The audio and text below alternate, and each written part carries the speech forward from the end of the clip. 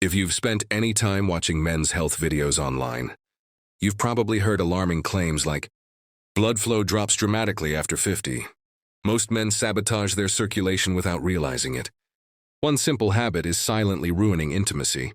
For many men, these messages create confusion and anxiety. You may feel that your response isn't as strong as it used to be. You might notice slower arousal, reduced firmness, or less endurance even though your desire is still there. And the most frustrating part? You may be doing everything you think is right. My name is Dr. Morgan. I'm a licensed urologist and men's health specialist. I work with men every day who want honest explanations, not scare tactics, not exaggerated promises, and not miracle shortcuts. In this video, I'm going to explain one very common mistake I see men make often unknowingly that can significantly reduce blood flow during intimacy. It's not about age alone. It's not about testosterone alone. And it's not something pills can fully fix. Stay with me, because understanding this can completely change how you approach male health after 50. Point 1. Why blood flow is the foundation of male response. Before we talk about the mistake, we need to clarify something important. Male response is primarily a circulation event. Hormones create desire. Nerves send signals.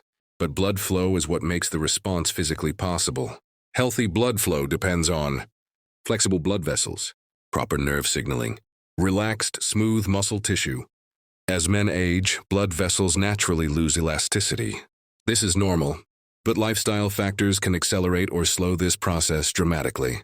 In my practice, I often see men focusing only on testosterone or supplements, while ignoring the single biggest factor affecting blood delivery where it matters.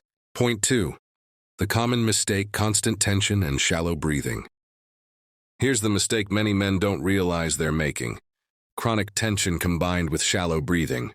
During intimacy and even during daily life, many men unconsciously hold their breath, tighten their abdomen, clench their jaw or pelvic muscles.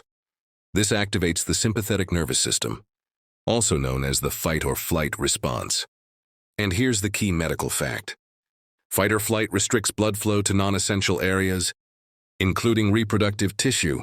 In other words, tension tells the body, this is not a safe moment to prioritize circulation here. This alone can significantly reduce blood flow efficiency even if blood vessels are otherwise healthy. Point 3. Why this matters more after $50. Younger men can often compensate. Their blood vessels are more elastic. Their nervous system rebounds faster. Minor tension doesn't have a big impact. But after 50 or 60, the margin for error becomes smaller. If blood vessels are already slightly stiff, adding tension and poor breathing can dramatically reduce blood delivery. This is why some men notice strong desire but weaker physical response, good morning energy but poor performance later, inconsistent firmness. It's not psychological weakness, it's physiology. Point 4. How stress outside the bedroom carries over. Another mistake is assuming intimacy is isolated from the rest of life. Chronic stress from work pressure, financial worries, poor sleep, constant screen exposure keeps the nervous system in a heightened state. If your body never fully relaxes during the day, it struggles to switch into a parasympathetic rest and restore state at night, the state required for optimal blood flow. This is why men with high stress often report circulation issues even when medical tests look acceptable. Point 5. Why pills don't fully solve this problem.